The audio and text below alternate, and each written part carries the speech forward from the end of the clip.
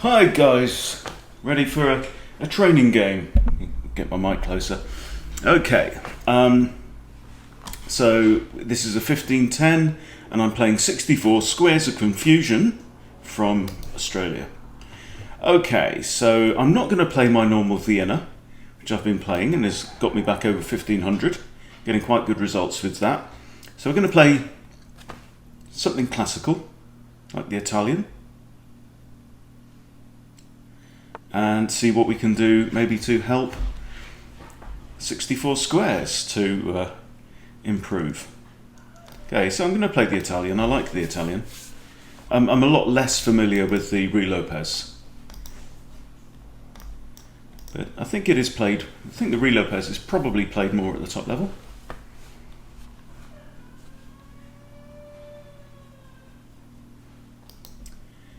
Okay. So, for example, if the bishop comes out now, that's the gioco piano, the quiet game. Then I think if I bring out the knight, I think that's the gioco pianissimo, which is the very quiet game. The Italian word for piano, which means soft or quiet. Okay, this is interesting. This is like a kind of Scotch variation. However, immediately I have surely two attackers and only one defender on there. Now, if I was to take with the pawn, I might have issues of e5 to e4, but it seems to me that I can take away straight away with the bishop and win a pawn. So I should do that.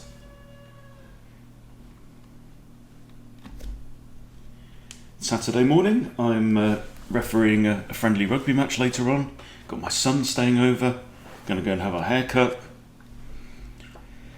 Yeah, so early, well, it's either a blunder or it's some kind of gambit that I don't know about.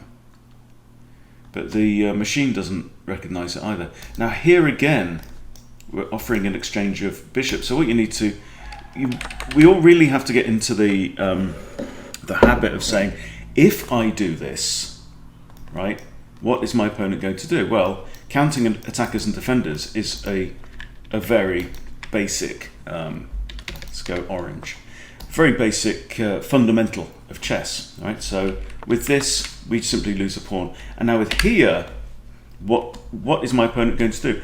If my opponent captures the bishop, how can I recapture? Well, I can only recapture with the f pawn, okay? And that, my friends, is not good. So if f captures now, we've got doubled isolated pawns on the e file, and we've got nothing. We've got fresh air on the f file, and that can be very dangerous. Right. So isolated pawns, particularly doubled isolated pawns, can be a big weakness. The reason is, of course, that they can't be defended by other pawns. You want your pawns in a structure where the back of the line is defended by pieces, very often the king or a rook, but any of the pieces, and then you have your pawns in chains so that each one is defended by another. Now, this is another mistake because he really had to recapture there. Had to recapture. Something now I can just drop my bishop back to any of these squares really. Even here or here or here, I've got options to how to save my bishop. I'm thinking that this diagonal is the preferable one because my opponent is most likely to castle in that direction. So let's just put the bishop here, and now threatening to take the knight, and if b recaptures, again we've got the doubled and isolated pawn situation.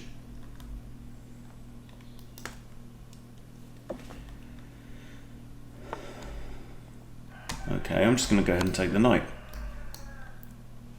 Now he really has to recapture now, because I've now taken two pieces for no loss.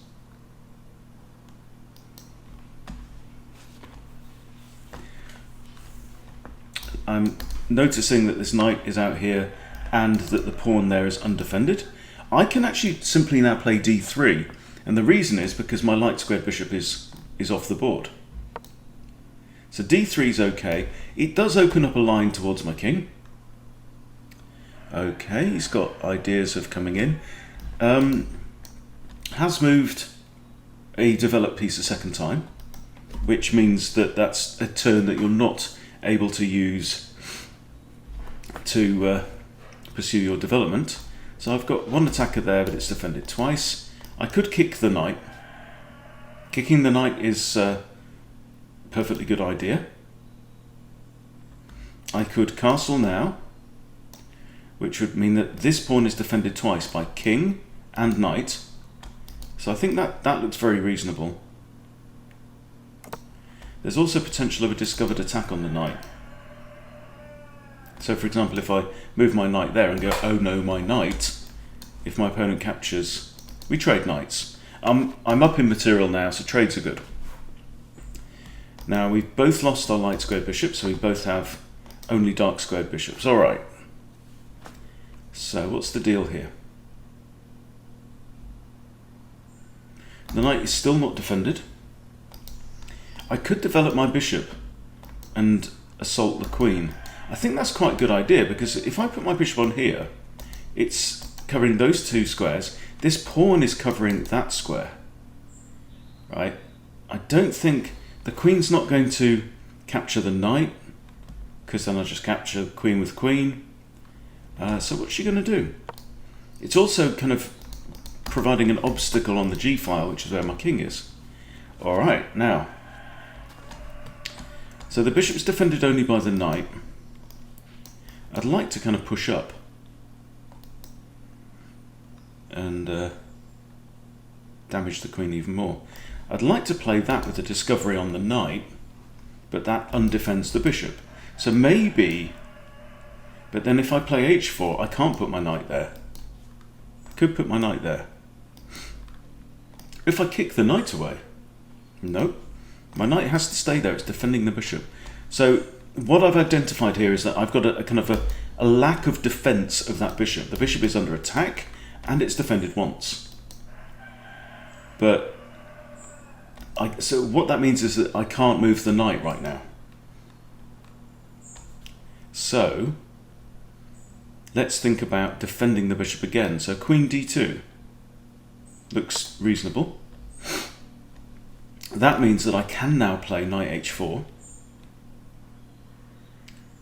Now the bishop's still defended, and if knight h4, there's a lot of squares where the queen can't go. But she might end up going here.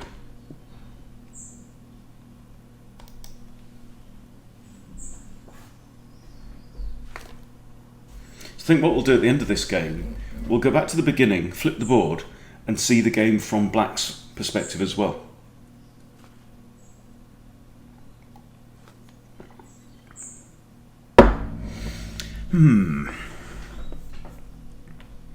Notice the king's still in the middle of the board. Okay, so there's a lot of weaknesses right now on black's side. What I want to do now is develop my knight. So the knight, I mean, it can't go here or here, and it can't go on that square. So the knight might actually work its way round to g3. That's always an idea. Or could it be a second attacker on there? And to get to there would be a3, c4, and then we've got two attackers. We've got two knights and only one defender there.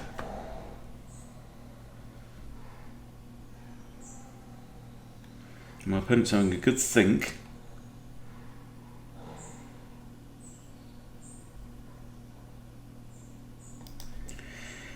Now, so let's think. Is this a good square for my knight generally?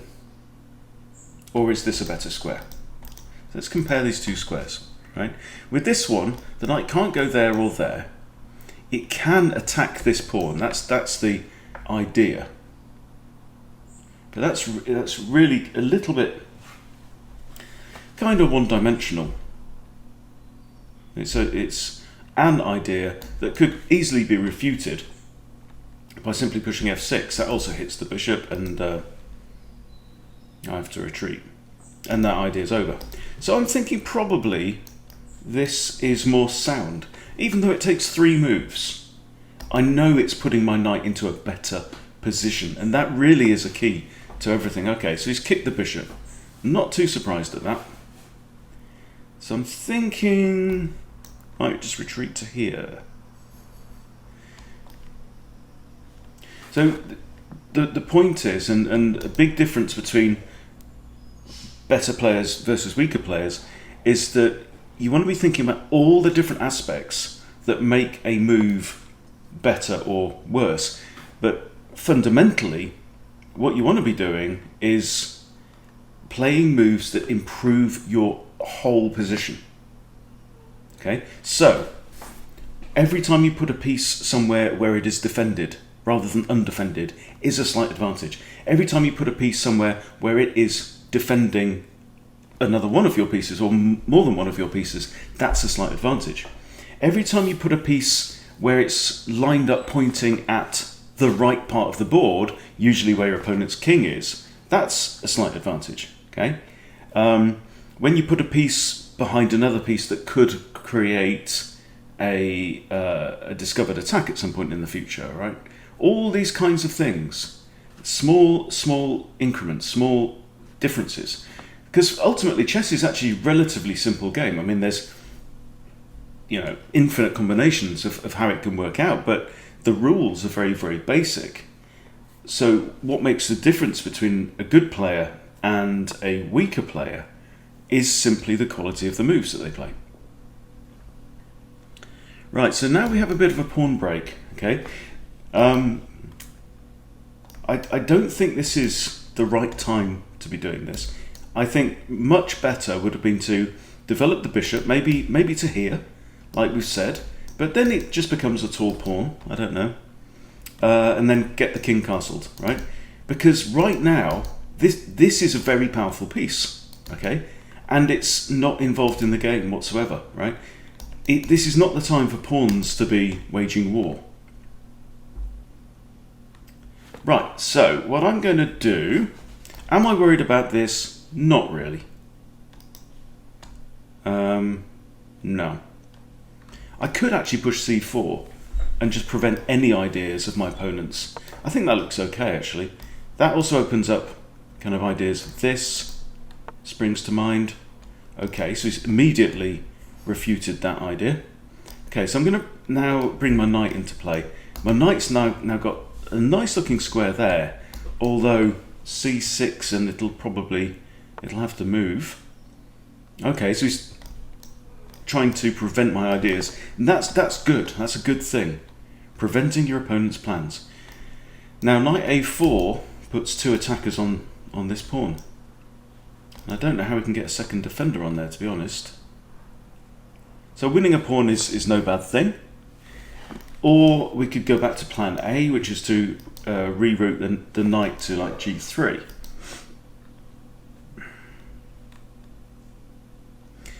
I am slightly concerned that I could get sucker punched with some kind of weird checkmate if I take my eye off the ball. And because I've got an extra piece, I don't see any harm in just absolutely battening down my king safety here, right? I have 3 advantages, 3 main advantages, right? One is I've got 2 knights against black's 1 knight. Another is my opponent's got these doubled and isolated pawns there and an isolated pawn there. They are weaknesses. Third is he still hasn't castled. Right, so all of those are all 3 things in my favour. Okay. What's going on here, mate?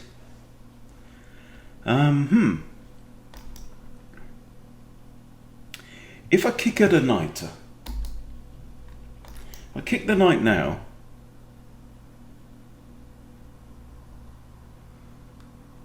He's got 2 options: either grab the bishop, which is fine, or he has to retreat back there. So there's no golden rule to, when do you kick a piece, when don't you kick a piece. You kick a piece when it makes sense to kick the piece. Another idea is to put my knight on there and attack the queen. that also stops the advance of this pawn. So if I've got my knight then on here, right, the queen can't go to those squares, can't stay there, can't go there. So the queen actually is going to have to retreat there or there. And I kind of like that idea, so I'm going to do that. I might then also decide to kick the knight.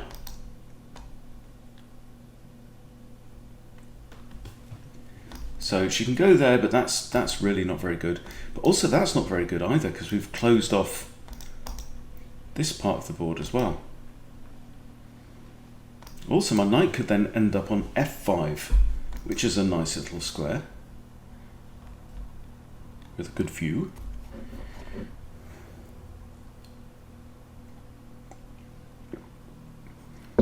Does this move improve my position, or does it make my opponent's position relatively stronger? That's what we're thinking about. Now, getting the queen to here or here is good for me, because it means the queen is no longer in line with my king. Now I might still bring my knight round here. Then I've got a knight on there, backed up with another knight. That could be good. Yeah. So I'm building possibilities now. I'm not attacking my opponent. Okay, so there goes the queen. Now I could push g3 now. I could put my knight on g3. I think knight on g3 looks great. So I'm going to go ahead and do that. He's still got the option of grabbing this bishop, which I don't mind at all. Now, I do have to consider things like that, but if that, I can put that knight straight onto f5. Either of these knights can now go to f5. But this would be a mistake, I think, by black, because he's already pushed the h-pawn, I think prematurely, right?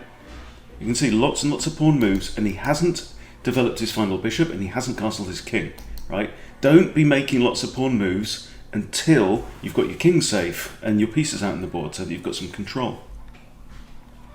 This rook is tied to the defense of that pawn. That pawn's defended only by a bishop. That pawn is undefended. So you can even colour code your pawns. That's all happy, happy, happy. Happy, happy, joy, joy. Da, da, da. Okay. So you might, you could highlight something in red that's undefended. You might, if you hold down the option keys on your modification keys, modifier keys on your keyboard, you can change the colour, right? So these are pieces that are only defended once, for example. Okay, now the queen's moved yet again, which is curious. Now, if I was to play f2 or h3 or f3 or h3 now, the knight might end up capturing the bishop, or it's going to have to retreat there, which is a horrible place for the knight to go. In fact, it'd be really quite stuck there. The only place it could go from there is there. So let's kick the knight, see what happens. I'm actually ahead on time, which doesn't normally happen when we're doing these training games. I like the idea of putting one of my knights on here. I'm not sure which one, because you always have to consider the fact that there is a pawn that could still be pushed, and considering the way things are going right now, is quite likely to be pushed. Oh! Wait a moment! With this queen move, right, what I didn't do is I didn't say what's changed, right? The queen's gone from there to there. So the queen was defending this square, and now isn't any longer defending that square. Okay, there you go. So we've had another pawn push. Okay, so he's like grabbing space.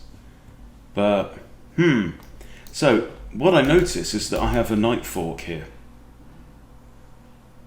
Attack the rook. The rook will have to move somewhere. Probably there. I think g8 is the best square, line out with the king, right? Then I can grab the bishop.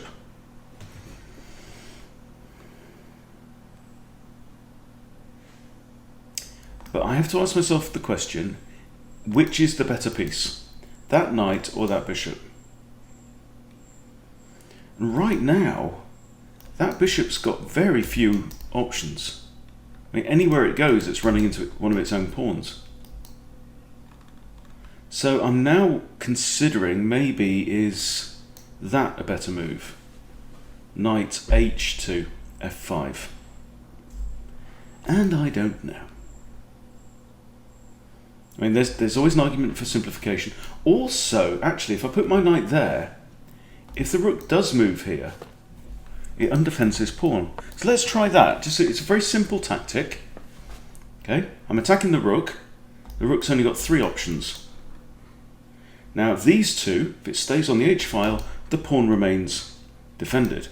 But if the pawn advances, my knight can come in. Okay, so I'm thinking the rook's going to move. Now if the rook chooses to go there, I can grab the bishop, and then whoever recaptures, I can snatch the pawn. Too many pawn moves, right? There we go. Okay, so the rook has remained on there. So I'm going to capture now, and I'm probably going to put my knight on f5, hitting the rook.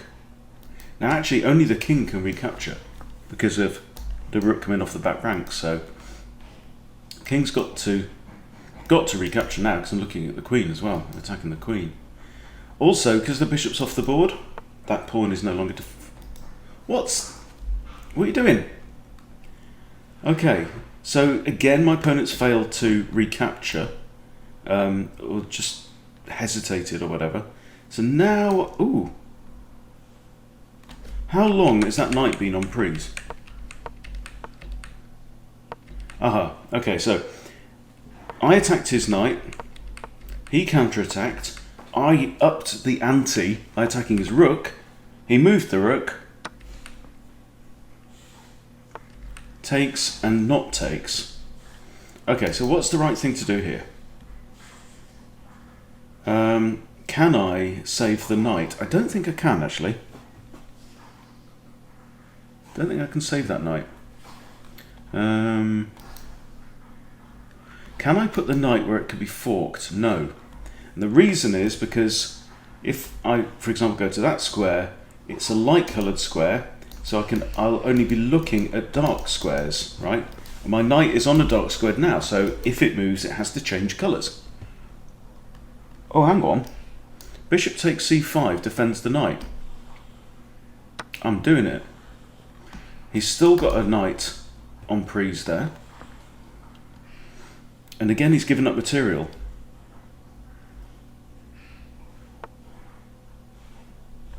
Right, now, I'm just going to play this knight away. So now, his own knight's in the way of that pawn. If I can ever get... Yeah, I'd like to stop the advance of these pawns. You know, my opponent is a bit pawn happy. There's also a really nice move here. Okay, and these are just patterns that you learn to spot. You know, I love knight forks. Okay, now similar situation. Okay, if I play my knight in there, it's a royal fork on king and queen. So rook must take.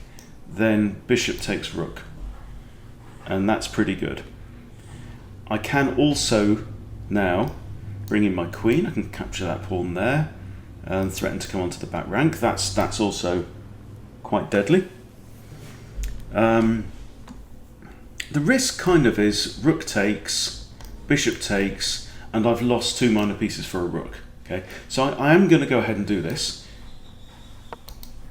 Oops. That was a mistake. I did not mean to do that. Now the queen can capture, or the rook.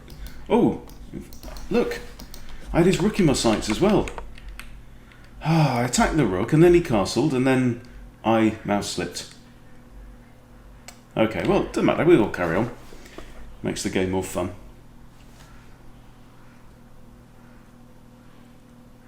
Now, one thing that happens, I think, quite a lot when you're playing somebody who's more experienced or stronger or higher rated than you is, it's very tempting. Sometimes they can make a completely dumb move, right? And then you go, I don't know what he did, what he's doing there. There must be some kind of evil plan to it. Okay, so I've just grabbed the knight back. I'm still thinking about this. I've still got this idea, which wins the exchange. Okay, so it looks like this pawn's going to come down now.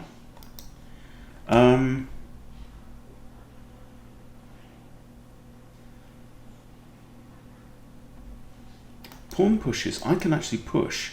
Then if he pushes again, I can actually put my king here, behind the pawn, where it's safe. There's no safer place than actually behind your enemy's pawns, in a way. So, do I have a evil and vicious killer attack coming? I like the fact that my knight is covering these squares here. So let's say I take there, he pushes his pawn forwards, I push, he pushes, I come there. Okay, let's go ahead with an attack. I think we're okay. Now, what we mustn't do is there takes, because then queen comes in. And it all goes pear-shaped. In fact, it might not. I mean, I could always bring my knight back there. I could even let him kind of push the pawn twice. But actually, on the next move, I have my first check. Okay, so the squares that I'm covering, if the queen's there, I don't think the king's going to go that way. I think he's going to go that way. Then I've got ideas of maybe this. Notice that the queen is undefended. Do you remember earlier on I said, anytime you can put a piece on a square where it is defended by another piece, that's generally a good thing. Now, because this queen has found herself on a square where she is undefended, that then creates the possibility for me to go, for example, queen here, king there, queen there, check. King has to move back there, and then I win the queen outright because it's undefended. Now, if the queen was defended there, I might still do it. Might still be beneficial, but only because I'm up in material. If I wasn't up in material, might not want to do that. So all of these are just little chinks in your armour, aren't they? Okay, now what's he going to do? Is he going to carry on throwing Harry up the board? I don't really want to do this. I want to do this. Then the king's got 1, 2, 3 squares he can go to. Okay, so I'm going to go in with my check. I'm not concerned about this. If pawn was to take, but he can't now because I've got him in check, and that's ultimately forcing, completely forcing. Okay. Even if he captures here, I can just take back, and then my king is guarding those 3 squares. The rook can't go to there because my knight will take it. But my feeling is that I'm going to have a conclusive win here on the cards. If the king goes here, I've even got a bishop skewer. I wish I could bring my rooks into play, but I've still got all of my pawns on the board, so they're kind of in the way. Oh, that was a decent move. That was a decent move. Okay, now definitely makes sense for me to trade off the queens. So I don't see any other real alternative other than this.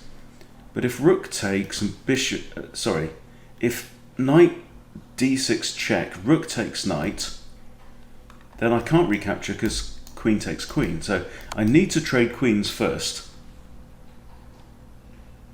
And king must recapture, there's no other legal move. Okay, so now I'm going to grab that pawn, and I'm kind of safe. He's probably going to want to double up his rooks on that. What's that? Okay, you snatched a pawn.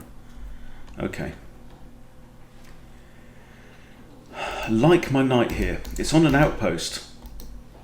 It can't be dislodged by pawns. This is undefended, that's undefended. I am up 2 minor pieces and 3 pawns. Okay, and I've got I can hit that rook there. There's not much point in that. I'm just going to push b3, I think. Oh, hang on, no, wait a minute.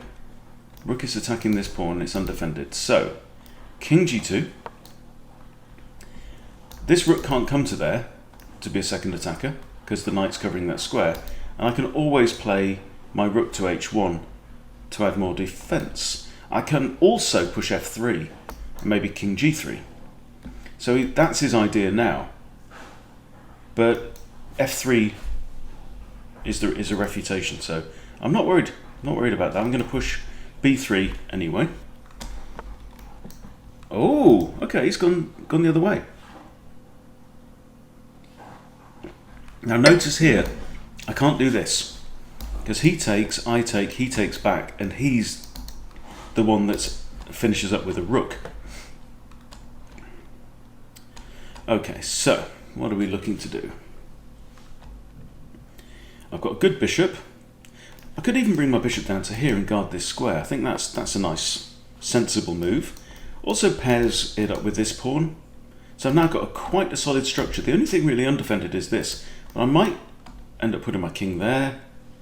And also I've got a pawn majority on the queen side as well. So my strategy to win the game will probably be to push up with these pawns. Nicely defended by that bishop, actually. Not in a hurry to move this knight. I don't want pawn breaks. I want to keep these guys all locked safely where they are. Okay, the king has now decided to move himself. Right, I can't move the A pawn. I can move the B pawn though. Let's do that.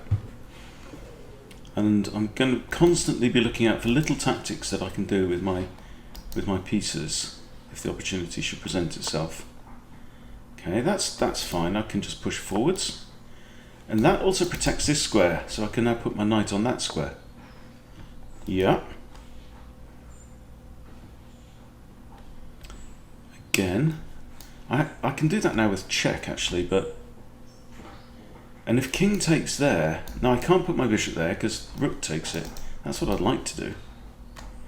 Oh, but if my knight's there, the rook can't see that square. So if I put my knight there with check, I might trick him into capturing on there. Let's do that. Don't tell him. No one tell him what I'm doing. Right? Oh no, my pawn. Ha-ha. Right? Pin. It's an absolute pin. The rook cannot legally move. Even if it's with check or anything else, cannot move because you're not allowed to put yourself into check. Okay? That means the rook is going to fall. So I'm going to end up with two rooks and a knight against a single rook. And now this pawn is going to be able to dance its way to the line. Ooh, he's undefended here. Why? Oh. He should have just left the king there. Okay. Well, there we go, free piece. Now I've got two rooks and a bishop and a knight against a single rook. So... thoughts now turn to rook f to b1, then maybe bishop b4, it's defended by the rook, force the king there. No, if I can ever force the king there, I've got a potential knight fork as well. It's all looking quite rosy now.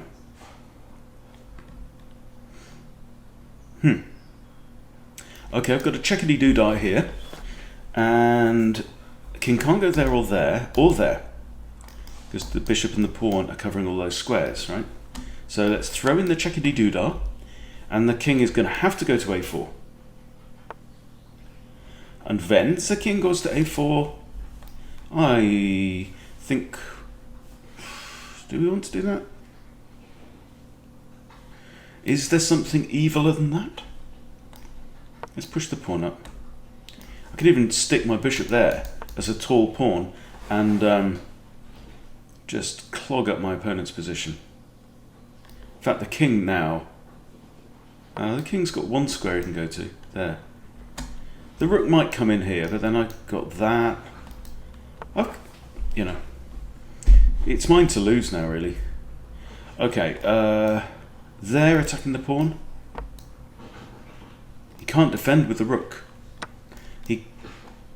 Oh, he's grabbed a pawn. You monster. That was my favourite pawn as well.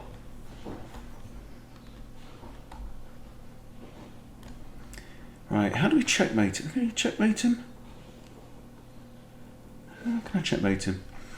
He's got 1, 2 squares he can go to right now.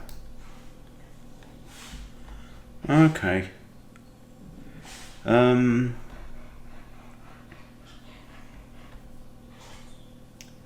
I'm not too concerned about these pawns here.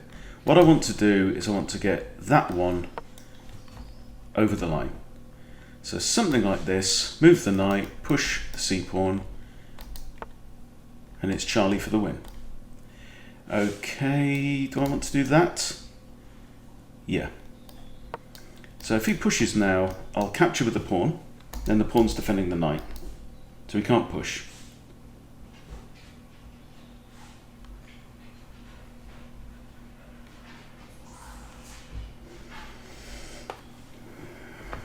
And Charlie's going to go on. Oh, anytime I've got the opportunity, you know, there's no immediate tactic that to implement or defend against, then Charlie will simply make progress towards the line. If this pawn advances, yeah, I'll simply capture it. I've got spare material, there we go. And now he can't take the knight, because the pawn's defending it. Okay, that doesn't really help matters. I could advance my king now. That would be my instinct. Oh, yeah, because he's attacking the thing. So, that, yeah, my gut instinct just said king f3. Okay. I notice now, with the arrangement of these, that if I was to play my knight like that, we have ourselves a fork, ladies and gentlemen. Okay, right, he's got out of that. Okay, so off you go, Charlie. There's no immediate threats. Carry on.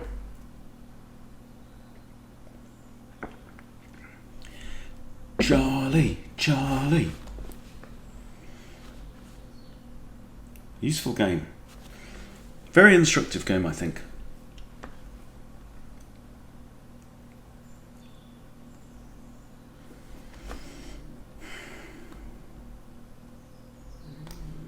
Maybe ideas of lift the rook.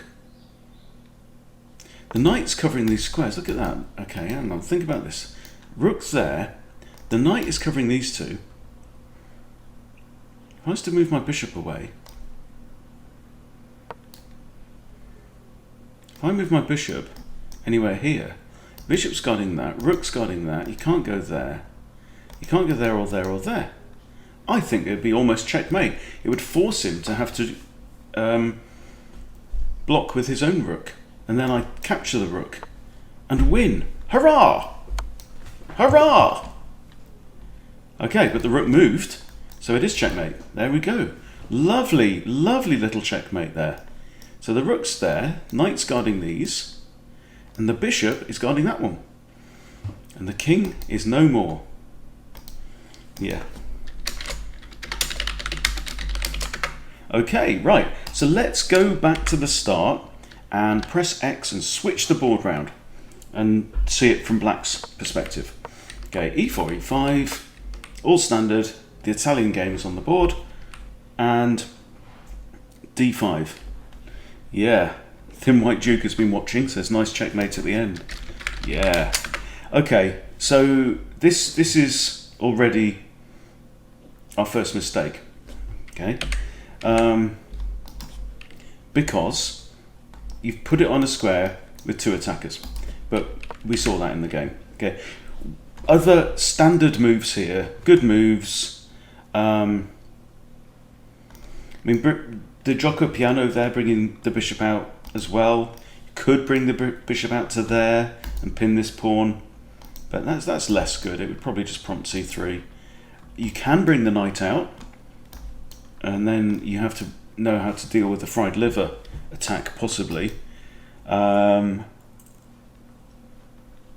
really, I mean, your main job at this point is developing all of these minor pieces. So, you know, yeah, I think bishop out here or knight out here would be the moves to play. Not that, because it just gives away material.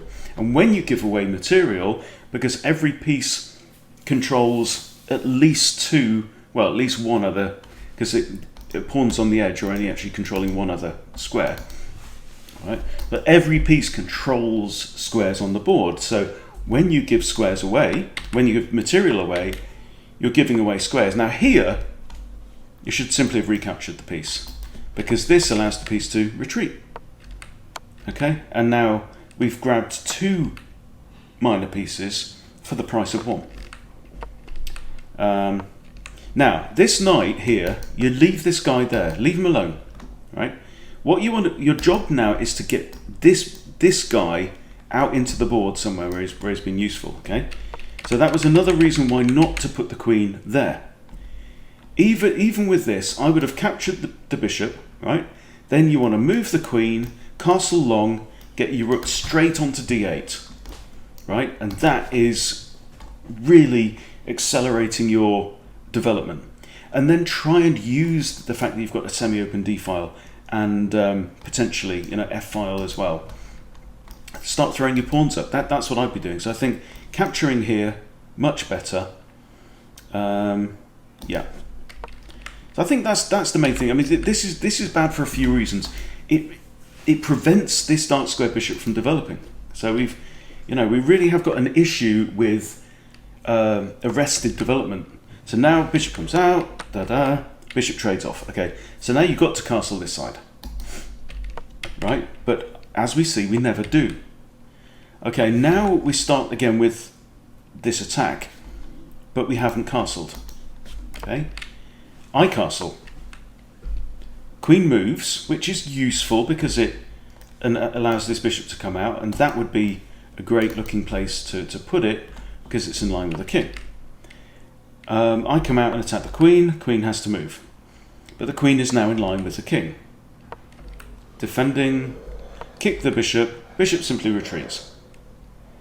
Now, at any point here, black did have the option to trade his knight for the bishop.